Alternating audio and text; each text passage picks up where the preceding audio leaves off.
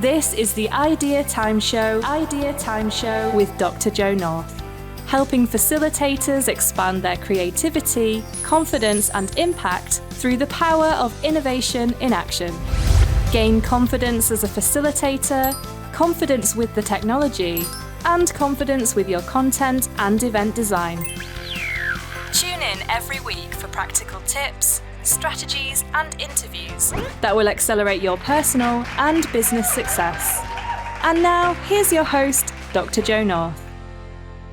Ali Hamidi, welcome to the show. It is really brilliant to have you here, and I feel very, very honoured. And you are a TV presenter, a producer, a multiple author, a marketing and media guru. You're founder and CEO of One More Cast, which is brilliant. You're a Liverpool fan and a new dad. So lots going on. So tell us about yourself and what you do, and also tell us how you got there. Oh, how I got there. Should we start? We'll start from the beginning. So a real passion. My hobby was fishing since a kid. Complete and total obsession with it. I wasn't born in the UK. Was born in Iran, came here when I was 6, and I didn't really get into fishing till I was 10 or 11 years old with a kid from school. So that was my hobby. Obviously, having Asian parents, Iranians, they wanted me to be a doctor or a scientist or some other. But both me and my younger sister were really quite passionate about drama, media, arts, and that's actually what my education went into. Media marketing, almost like sports journalism, and that was my dream, to become a marketeer. And it was only through my love of fishing that I started writing for fishing magazines and journals, and developed a little bit of a reputation there, whilst working for Sky Sports as a young kid, a marketing company as a young kid, say young, after graduation from university. And yeah, that led to me developing some good experience. I worked for a technology company, moved to Spain. So I really built up quite a bit of experience quite early. And then I went and joined a fishing tackle company who was very small at the time in 2005. And that's where I met you in later years, when the company had got much bigger. Yeah. And yeah, so 16 years of being with a company that was very small when I joined, around 1.5 million turnover. And when I left, they were 30 million plus. 16 years later, and whilst there, because of my background with Sky, we were able to do TV shows and really take the marketing of a small fishing brand and actually develop a strategy that I think would be admired by the biggest brands in the world. I know, having spoken to CEOs and owners of much bigger brands since, that they admire what Korda, the company I joined, how they deployed themselves in the media world. And then in 2021, I went into business with the founder of Ted Baker, Ray Kelvin, who was a friend, and he really felt like I had more to give. I did as well a little bit, another gear beyond working for somebody. And yeah, we started One More Cast. And that was the idea. Ray would look after the clothing and the outdoor accessory side of things potentially, and I would be focused on the fishing tackle brand side, the products and the marketing. And that pretty much brings us up to date. Bit of a roller coaster, I have to admit. And I worked for a company that I really truly loved, and still have a huge affection for the people and that business and their livelihoods and future success. But yeah, I took the huge risk of starting again. I earned a few bob, so starting again was scary. But I felt like it was at the right age to prove to myself more than anybody that I could build a business from the ground up again, with a little help from a pretty big, supportive investor at the beginning. Yeah. Well, you've always done, and you're doing incredibly well. So start off by telling us a bit more about One More Cast, and what's your vision, and what was the drive? What led you to take that big step away from something that you've done for a long time and you're really successful at it, and to go and start something new? I think probably because I always felt like I was head of media and marketing at Korda, and I kind of felt like I had more to give to all parts of the business, but the business has got to a size where it had people in lots of different departments. You'd have people dealing obviously with product development, finance, and I felt like I would like to build a structure, a vision, and build a business again from the ground up. Korda had actually in that time also started a few other smaller brands, like it started a company called Guru, another tackle brand, and I've been involved in growing that. We'd also taken on new brands for distribution, and I'd been heavily involved with that. So I kind of had a real belief that I could market a business very well from the beginning because I'd built a huge following on social media for the industry. Um, my only concern was, would my creative mind be able to deploy itself into products? Because I'd always had product development ideas in the past, but I'd never obviously been in a position to see them through. And could I channel that creative spark into away from making TV shows and content, which I'd still have to do, but actually into the product development engineering side, because I had an interest in it. A creative mind can focus in wherever they want if they channel that mind. But I didn't know that for sure, and that was one of my sort of nervy concerns when we were starting. Would I be any good at that side of it? But I wanted to prove it to myself that with the right energy and passion, you can achieve anything if you really want it. Yeah, Um, and yeah, that it's was that was a it's that growth mindset, isn't it? That you're gonna you've that belief in yourself that I think all entrepreneurs need. That you can get there, you can acquire the skills, and you can get the support that you need from people around you as well. And I think you're right. Product design and product development is more three-dimensional, tangible, more sort of engineering led. It's a different sort of creativity. But just because we've not done it before doesn't mean we can't go there. The brain's really good at developing if we've got that self belief and if we go for it. And what I think you do brilliantly, you do lots of things brilliantly, but what one of the things you do brilliantly is how well you role model what any business should be about. And I think that's really firstly understanding the customer, knowing who your customer is, targeting that customer really well, speaking using the customer's language, solving the customer's problems, and actually finding solutions for them that the customer cares enough, they value enough to buy, and then creating a whole community around that. And you're brilliant at leveraging. I mean, I think you punch more than the weight of the company, if that makes sense, through what you do. Yeah, and yeah. that's really special. So how do you do that, and how have you learnt to do that? I think a part of it is like an organic energy to talk and communicate. I've not, I've always been quite a passionate, outspoken personality with regards to communicating with people. I've not been your traditional. I'm certainly not the traditional. Your customer's always right. The fishing. I have worked in different sectors and communicating with different customers or different genres of customer does require a different tone.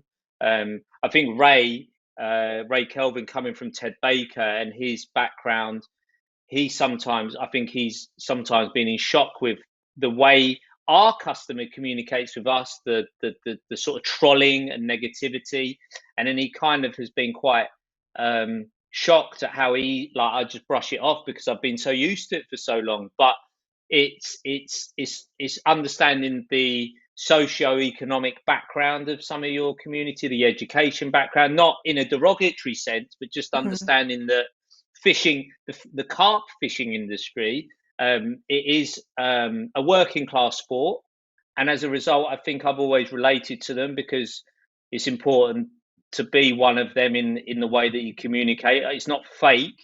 Um, I'm lucky to have friends from a good spread of communities and also background and professionalism. But yeah, it's one of those parts of, I've been lucky that I've always been quite a good communicator with different people from different backgrounds. Maybe the fact that I wasn't originally from the UK, and I've adapted to meeting people, having to adapt to new schools, new towns. So it's not something. It's not something I have to think about doing. It comes quite naturally, Yeah, and now with social media and the forever changing algorithm of social media, and the fact that there's a bigger, wider beast that controls everyone's behavior. You have to roll with those punches. You have to adapt. You have to be posting regularly. It absorbs so much of my time a week. Thinking, right, how can we communicate today with the audience to keep yourself in the front line of their thoughts? Because if you don't, as a young brand, you're forgotten about because you're still new. mm, Where a bigger brand has that organic pull through. You know, they do. They naturally, if you're an Adidas, you're stuck ingrained in every gym goer, every sportsman's mind. If you have just launched the trainer brand, you are not in their mind. So the only way you can do is shout in a nice way, editorially, to keep people engaged with you, and then build on that. The yeah. basic foundations. And to stand out as well, and you talk to customers live, so you're doing a lot live on social media as well, and I think there's an accessibility about that. And you're also talking about the product, aren't you? So I want us to go into product design again in a minute and pick up on that thread. Um, but that live connection is really important as well, isn't it? Yeah, going to the exhibitions. I've done lots. I've gone a lot back to the roots of the beginning of my career, because sometimes I lay there at night. You know, I've spoken to you a lot with your leadership training about my mind and thinking back and ruminating, wasn't it Yeah, the that's term? it. Yeah. Yeah, And actually, what I've tried to do is learn from my errors, think about my errors, but also think about the great things that you've done in the past that worked, and bringing them into the sort of modern climate and doing them again. So, going to store open days when we launched the brand, doing little events near a shop by a lake where people could come and meet you, being at every exhibition again, doing Facebook lives, doing Instagram lives, answering as many. But the thing is, I'd always done that.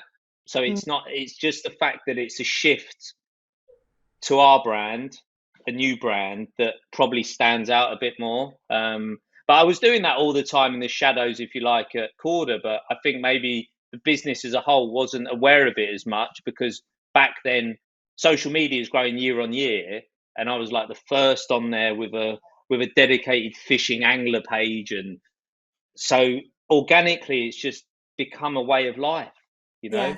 yeah, yeah. Yeah, It's what you do.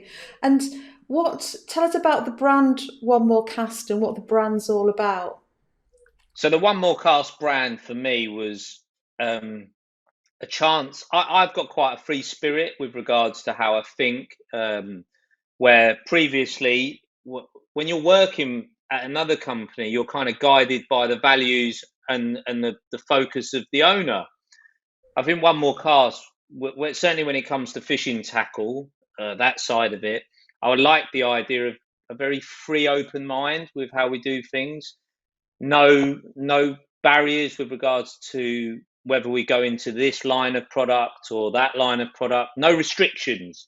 So as a result, when there's no restrictions, your mind is free to think about whatever, whether it's a rod or making reels. Where previously there was a lot at Korda, especially, there was no, we can't do that because we work with this company, and that's fine. There's a chain loyalty, and that's totally cool.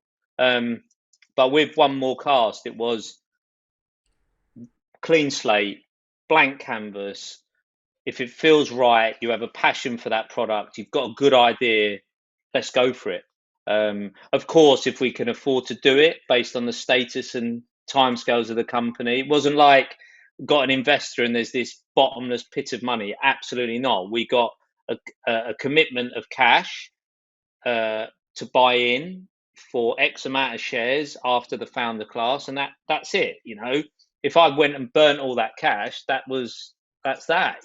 So we haven't, fortunately, and we've hustled and worked really hard to incrementally grow slowly.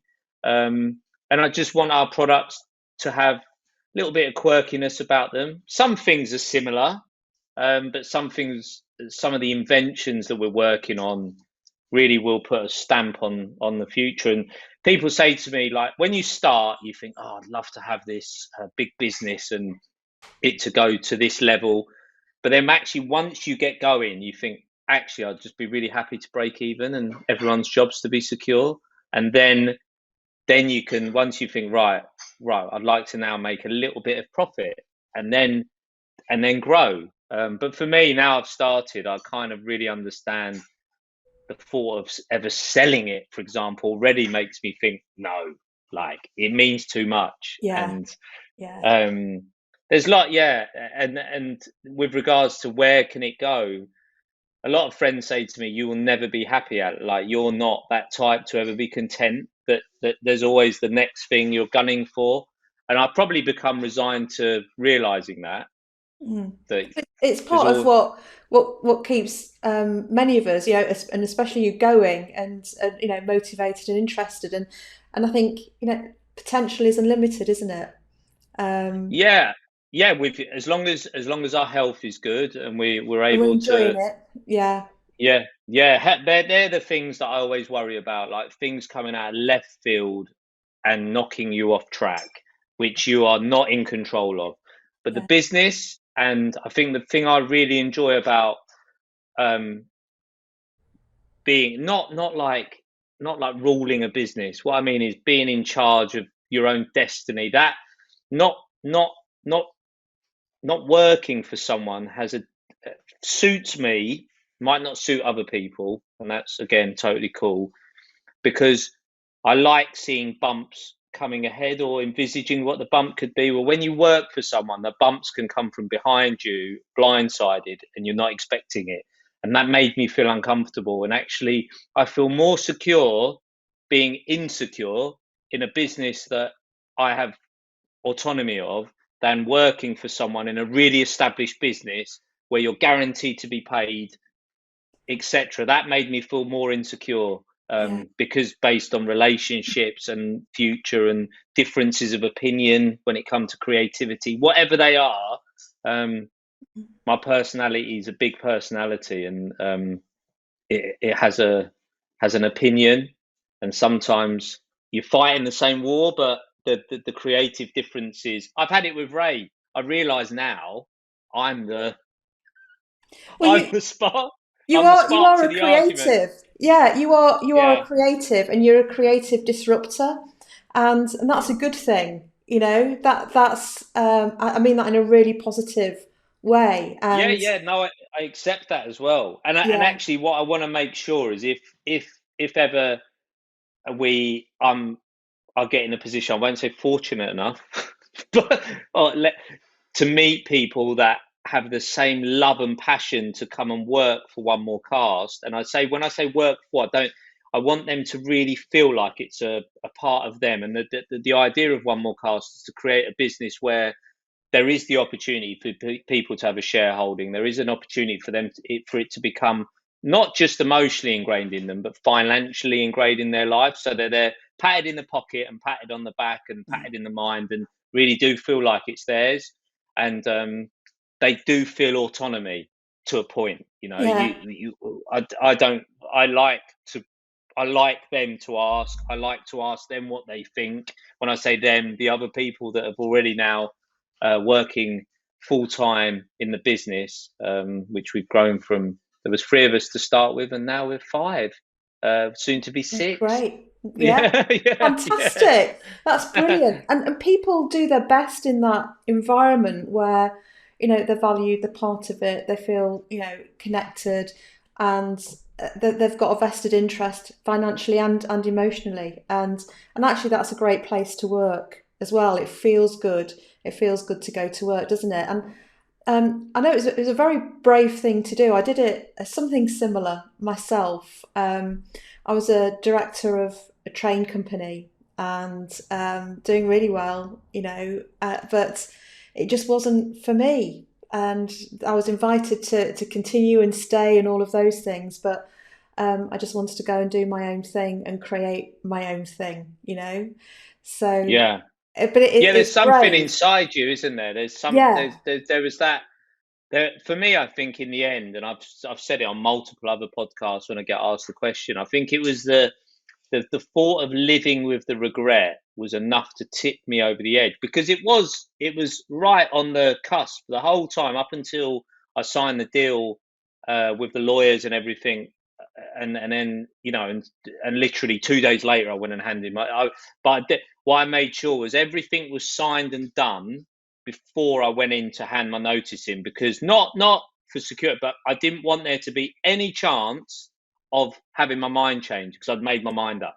yeah. Making the decision is the hardest Yeah, thing, yeah, isn't it? yeah. And And I when didn't you've ever made want to be it, accused. Yeah, but yeah. holding anyone to ransom, using it as a weapon for negotiation, all of the possible things that could be thrown at me in Mm. that situation wasn't an option. So it was a clean, I've made my decision, this is what I'm doing. And I think a lot of people thought I was crazy. Um, but it was my chance to prove Yeah. that I wasn't crazy, and I was willing to go for it. And I encourage anyone, like the living with a regret is almost like worse than the risk. I agree, and I think I think it was the best thing I've ever done. Was to go and do my thing and do it my way and pave my own path and all of that. So completely agree. Um, and it's really brave. But the thing is, once the decision is made, the only thing we can do then is to make it work. And Yeah. focus on getting on with it and doing really well. So you talked before about starting to do product design. So how did you do that? How did you go about sort of learning the ropes on that a bit? Because I know you knew Um, stuff about it already, but you said it was new. yeah. Yeah. But I broke it down quite systematically before, because I looked, when I was making the decision, I looked at the history of product developers in fishing tackle particularly, and realized that pretty much, to my memory, not one of them had any engineering background or any prior knowledge. They were just a fisherman that loved fishing. So I thought, okay. Then I thought, because in that chain of events to create a product, there are CAD engineers, the manufacturer that actually gives you more knowledge than yourself to start with, because we can all come up with, right, I'm going to design a plane, okay, but then there's lots of people with the knowledge of physics and how it will elevate and what you need. And in the end, actually, it really, Tom Dove, one of my really closest colleagues, still a great friend that I did the TV show with, who was product development director, who's now got a bigger, wider role at Korda. He said to me, "Product's easy. You're going to smash it." And actually, now he's involved with the TV side quite a lot, and he says that it's a lot. It's got a lot more. There's a lot of other parts, but then I kind of, now having done both quite extensively, obviously not product development for as long, there's a lot of parts that you can't with media. You make things, you can edit it and do it, but then in the end it's in a computer or on a hard drive and it's done. Where with product, there's manufacturing, obviously there's the creative element to get it to the point of going to manufacturing, but then you've got the sample's not right, the material's not right, there's size is not right, you go back to redoing it. It's just a longer drawn out process, but it's still very creative, and I love it. I knew I'd love it, and I really love it. Like, I get excited when there's samples come through in the post, and I'm like, oh wow, it's like, yes, it's better Yeah, than it's better. you can see it and use it and handle it, and there's a physical thing there to show what you've done. Yeah, Yeah, and I think we've gone from having nothing to having over 150 SKUs Wow. since we launched in June 2021, and that achievement in it. So it's only when I've been filming and I'm a real messy fisherman. There's all of our products all over my tackle box, and it's only then sometimes where I've taken a moment and gone, wow, that's all our stuff. That's like we've created that, and that's the only time I think I've ever, for 1 second, absorbed the progress. Won't say the achievement because, like that hunt for achievement never stops. And the best part is then communicating with customers who've then gone and enjoyed their hobby more, whether they've caught their biggest fish ever, they've had a moment where they've really found a product easy to use that's made it easier for them, saved them time, whatever the benefit was. That's the greatest satisfaction of all. And now I relate more to my old boss than I ever did when I was there, because I Really? understand, yeah, more like that I can feel more of his frustrations and feelings now, because I'm living some of the emotional footsteps that he would have lived building his brand.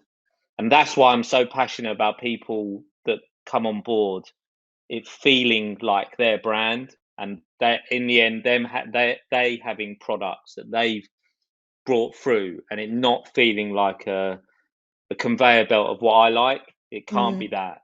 yeah. Has to move away from the Ali Hamidi show and become the One More Cast show, and it become about a wider community. That's why I love involving customers in their opinion on new products and samples, which shock the trade. So, like, blimey, showing them samples, because that would have been a serious no at Korda, like Mm, that, showing your deck early. But it's something I love doing, yeah. because there's a product we launched, which was one of the first products I sketched on a bit of white paper when we started, and it was the Cool Tool, which was a fishing multi-tool. And actually revealing that, we revealed that in to the public prior to placing the purchase order, but the public's reaction gave me the confidence to place a larger order, and even that larger order sold out in like 4 or 5 weeks. So without the public's involvement, we would Yeah. have ordered loads less and really affected our own revenue. Like, as in that, it was a huge thing for our business in the sort of first full trading year to so that. That's really cool because in a lot of industries, I mean, that happens a lot. So we talk about lean innovation and minimum viable propositions and so on, especially in software. So software apps, those sorts of stuff. You put out something that's just about good enough, learn from it, get the customer feedback, and then you can go again. So I think it's really cool that you're doing that, and that'll give you that competitive advantage in terms of the customer connection as well, because customers feel like they've co-created and they've had a say and a bit of an influence in terms of what you Yeah. what you make. For sure. That I think it's something I always dreamt of doing, really involving them. It starts the marketing journey long time before it comes out. You get the engagement, you get the communication, and also you sometimes you get a feeling. I've done it also on products just prior to launch, and I knew in my heart it wasn't the right decision to bring the product out. Um, it, I sort of felt it, and we have had like one product where I was like, just can't see them. It was a clothing item, and then we released it on social media, and the response was terrible.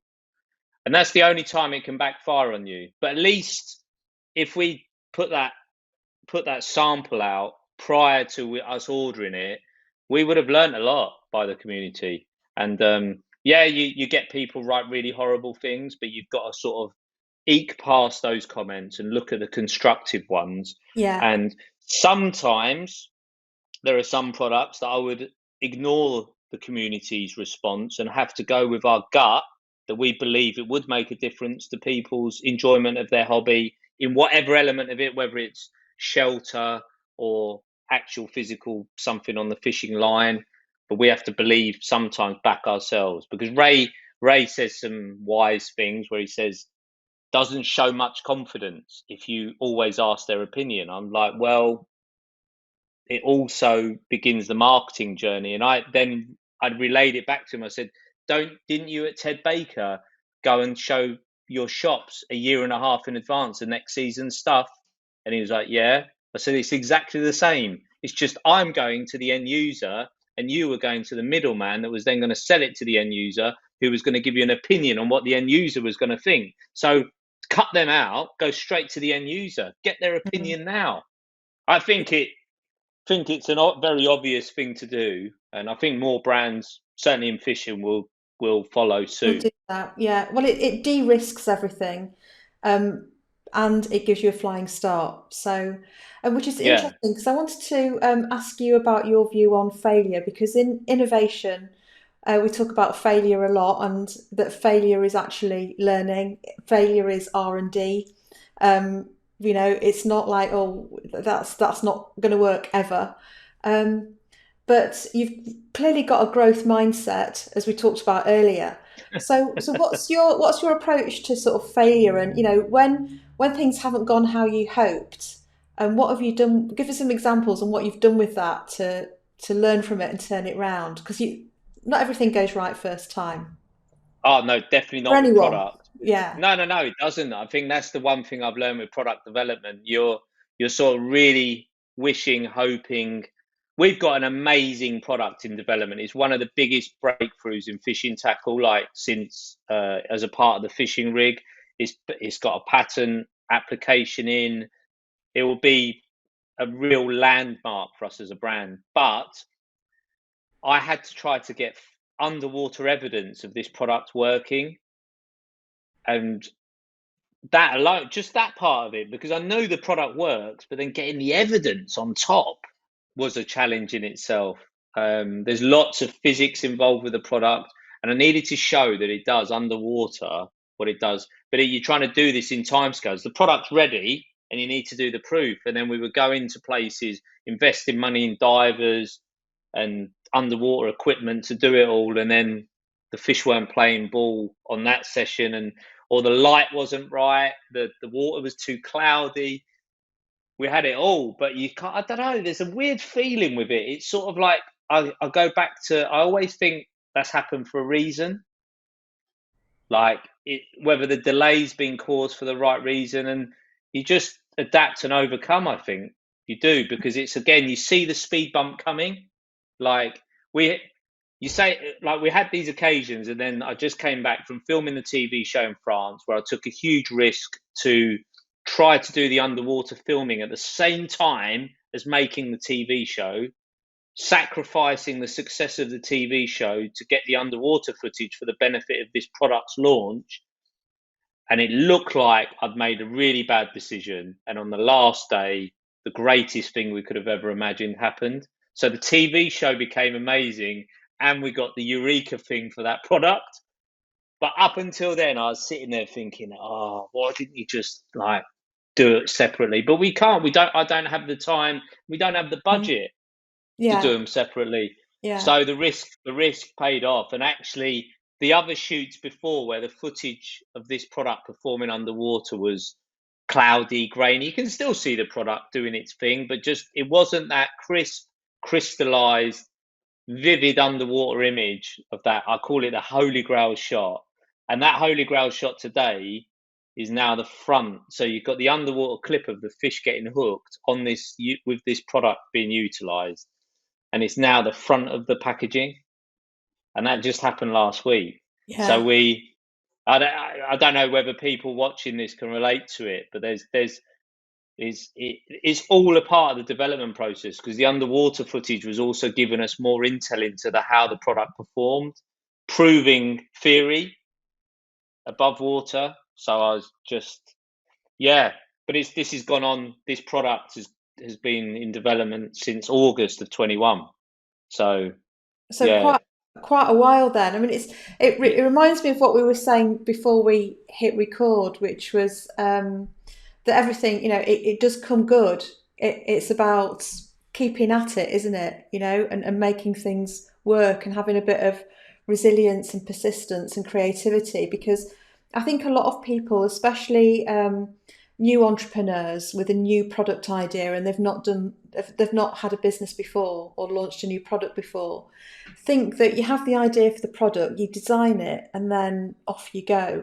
But actually, a lot of the innovation and the creativity comes in making it work, getting it out there, overcoming those sorts of obstacles. Just having the product idea is the first step, isn't it, in a long series of innovation steps that need to happen. Yeah, that is a huge part of it. I mean, I one of the things I learned to learn very quickly was to learn more about the production processes, understand how molding works, injection molding, different parts of it, how lots of factors, I suppose, of engineering that go into the products that we use in fishing.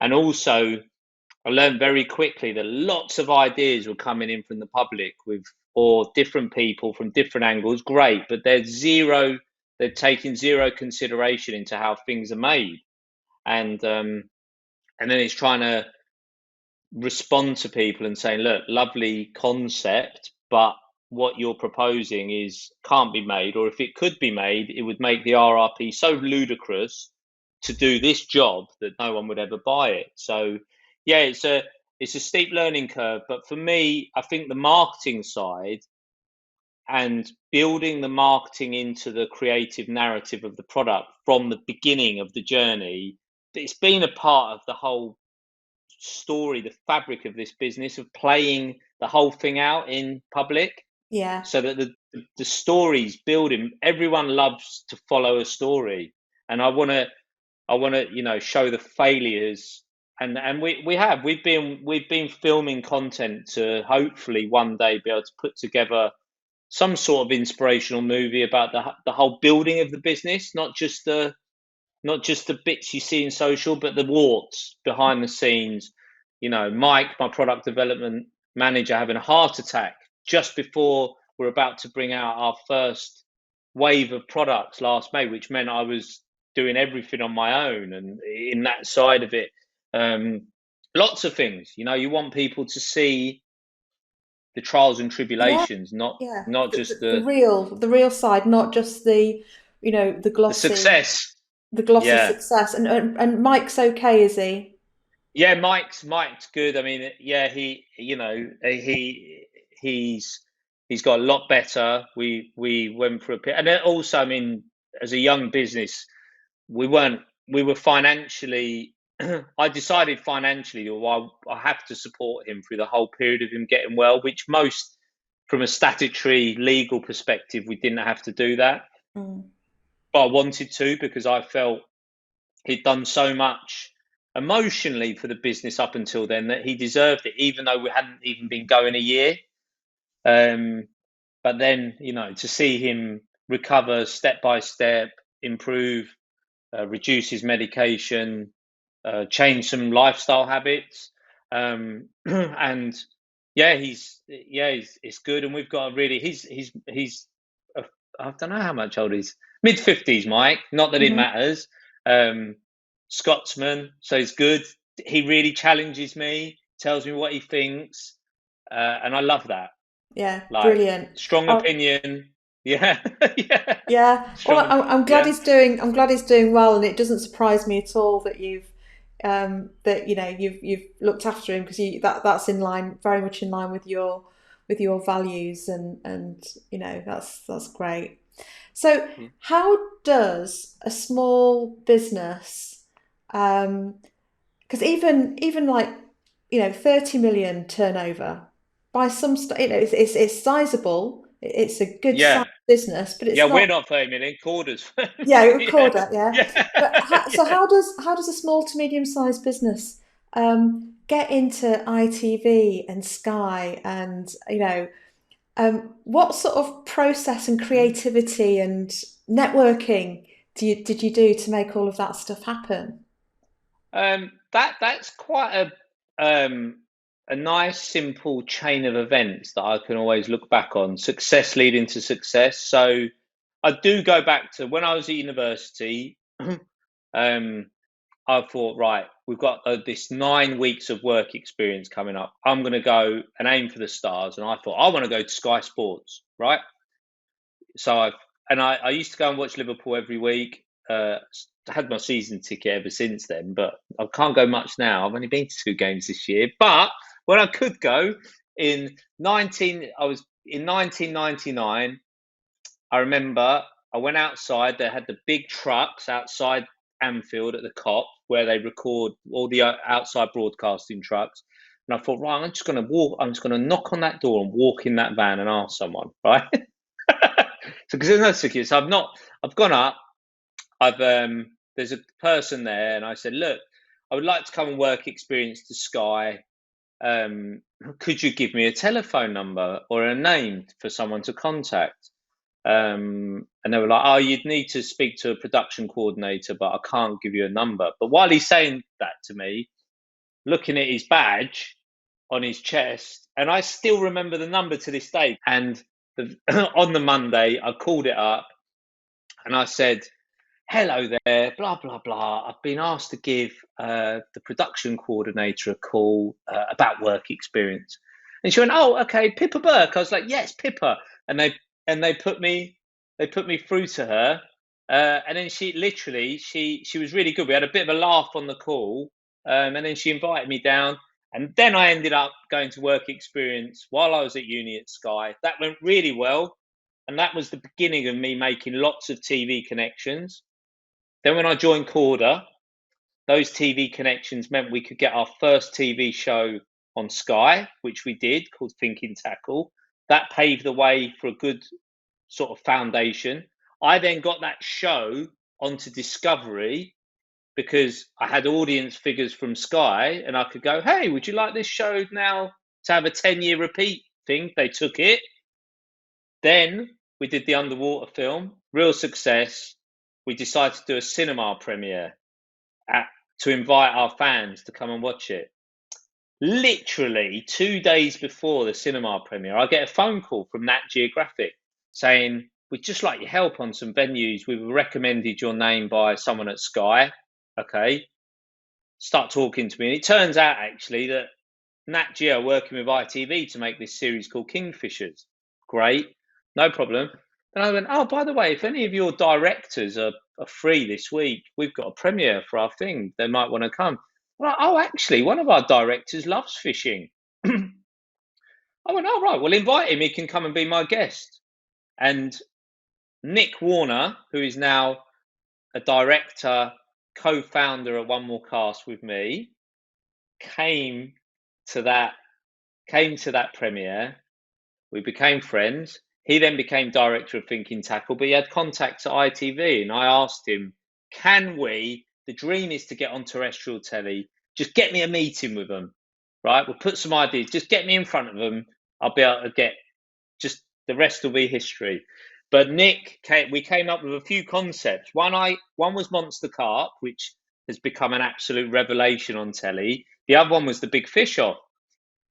I knew the Big Fish Off with the celebrities. Me and Dean Macy taking 2 celebrities fishing would be a hook because that's an easier buy for the channel. And we went in, we pitched Monster Carp to Katie Thorogood, who was the commission editor. And she was like, what, a show about carp? Like, that won't take off. But she liked Big Fish Off. She said, right, here's the deal. Go out and make a show. And if I like it, we'll put it on. We made it, the Big Fish Off. Obviously, I had to sort all the celebrities out and getting all that. And it worked. And then literally, as soon as it aired and it did well, I went in with Monster Carp again and repitched it when a new commissioner had come on board. So I went in with a bit of ammo, some success, pitched Monster Carp, never looked back. And as a result now, the commissioner that chooses the editorial for ITV4 and digital channels is still the same one. So I was able to get another show on for our smaller brand Guru at the time. And then when I started One More Cast, it was just a phone call to get a TV series for the Yeah. brand. That's stunning. I mean, there's so many threads Sliding that, doors. yeah, that are coming through. But in terms of you and your entrepreneurial approach and it's a combination of talent and graft.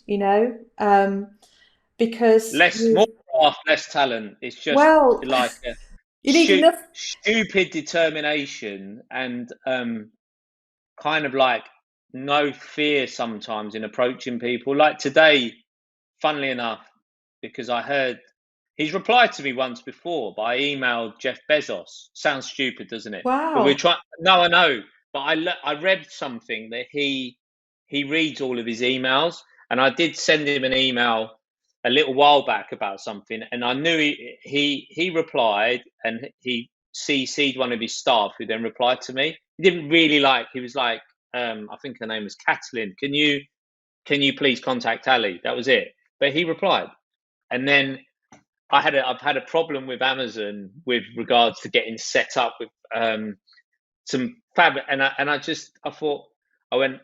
Sometimes you need to tap the king on the shoulder to get some action, and that was my opening line. Wait for a reply, and he sent it recently, so we'll see. But it is just sometimes stupid, like fearlessness on yeah, contacting just people. asking. I mean, so if I sort of reflect on just a handful of the things that have come up in terms of, you and your success, um, Hmm.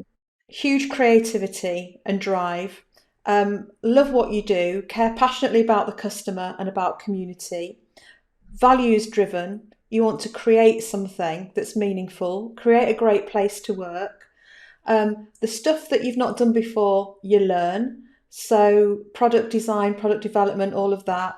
You went and found out about the moldings and how it happens, and how to do that, and then work hard on doing it. And you're not afraid to break the mold in terms of the industry, doing things like early prototyping with customers that just aren't happening out there. And you're not afraid to go in and ask the person you need to ask to make things happen for you. So, so it's all of that is, I think it's an incredibly powerful combination, and it's just going to take you from strength to strength. So, Maybe. so based on, oh, it will. So based on that, what advice and recommendations would you give to any entrepreneur, to any business owner wanting to get out there, grow, feeling like, they want to achieve the potential and the vision that they've got, but sometimes finding it a bit hard? What advice have you got for people out there? Well, one description I can give, as you will know from the work we did together at my former place of work, was I always thought I was really busy, like incredibly busy. And now looking back, it feels like it was a part-time job, with not in a bad way, because I really did work hard, but comparing it to starting your own business, and I was so ready to do this that I you have to be willing to run really hard and accept that you have to be obsessed about it to succeed. It's a trade-off between, I believe, to be a true success at anything, you really have to be completely devoted to it, like to reach the pinnacle of it.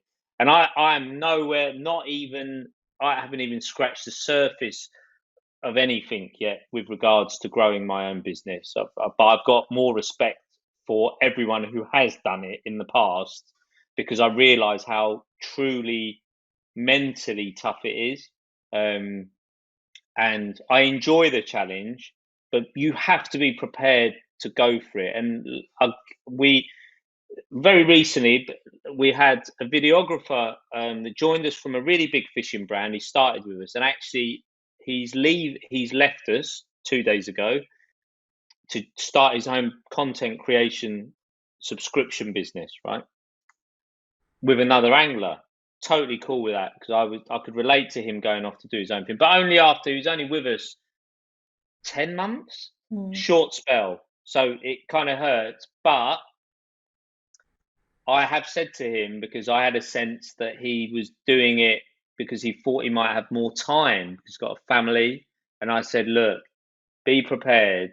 The beginning, when you're first sort of doing your research and doing your bits and pieces and getting it, can be a false sense of security. But then when it starts picking up and all the different elements, finance, subscription, websites, whatever it is starts coming in, Yeah. and you're a small team, it will be all engrossing, and you will realize what I feel now, and that they are polar opposites. And what you think, so you can't go into it thinking I'm going to have more time. You've Mm. got to go into it knowing that one day you might have the time that you have now again, but by then hopefully you would have built your own thing, that you can have Mm. your own legacy, your own stamp on an industry. So if you're willing to do that, and that is, I think, the blueprint to be. I don't. Do you know anyone who's built businesses and not really put in the effort? No, I know there's a lot of stuff on social about the anti-hustle culture and that you don't have to work 24/7 to, to build a business. But I think, from my experience and the people I work with, who are entrepreneurs and innovators, then they work blooming You do. hard. Now, they also make, a bit of time for the things that they love doing and the people they love, as well. But it's very hard work, and then they make sure that they attend to the other priorities in life as well. Because you're a new dad, um, Yeah. and I Yeah. know So you she you sits. make She'll be in time. here. Yeah, yeah. So Um. so so it's about juggling all of that, isn't it? And but having Yeah. really clear People. My mum says priorities, sometimes. Yeah. My mum. Sorry to speak over you. Then right? my mum. My mum says sometimes, or my wife, "Oh, you're working really hard," but it doesn't. To me, when you're passionate about something, it doesn't feel, it's not like the anxiety of working for someone at Mm, all. I've never had, I've never had that feeling of working for someone. Oh, what's happened, or what could go wrong, because you can work through everything. But I have certainly that point you make about the hustle, like people thinking that you can do less and achieve more. From my existence on this earth, I have never seen proof of that. I yeah, haven't. Like, if I yeah, go from sporting idols to successful business people, even Ray today, he built Ted Baker to this huge 1.5 billion valued business. It's in its heyday, until he had to resign from it due to the garbage that was flying about. But he did. Even today, at late 60s, he is still at it. He's still a market trader in the street. I've walked with him. He's got like a MBST clinic for therapy on the body that his friend set up. So he's opened a clinic that does the same thing, invested in his friend's business to do it. He's selling it on the street to people he meets to say, "You got a bad knee?" But he is still a born hustler. And then mm, I meet other friends who they might be going through a bad stage in their business or something. And then I say to them, "Mate, you are a hustler. Like, you are going to be okay, because you've always been okay. You will find a way, because that's just how you're built." They're like, "Oh, I'm tired and I've done my hustling." And then 6 weeks later, you catch up with them and they've invested in this new thing and they've done this. And you're like, "Told you, yeah. you're The just born." bouncing back, yeah. And I think it's about you enjoy it, don't you? And I think the people who are successful actually enjoy the process of creating something, building something, and having all that autonomy as well. So you just look. I'm super happy for you. You deserve every single ounce of success that you have, Still and early days, isn't it? Still you're so early. but you're here, and you're right up there, and you're going to go and keep moving upwards, and you're just such an inspiration, and I uh, think you're an inspiration. I don't know about myself. I hope one day I can. I know I inspire people on a hobbyist level, but I would love to one day be able to actually sit and talk with the experience you have and the successes and the people, because you've played a big part. People won't realize the backstory, but you've played a big part in shaping my mindset in working around people, because I had to grow up quite quickly. And I think that's my biggest fear now, is bad habits of the past creeping into your game. And I see it. You're always going to have glimpses of your bad moments. I mean, the bit, you talk about going to work. Well, people aren't coming to work here. We all work from our homes, and that's a different dynamic. Like, I think, can One More Cast grow to being a recognized, established European-wide brand in fishing without having offices?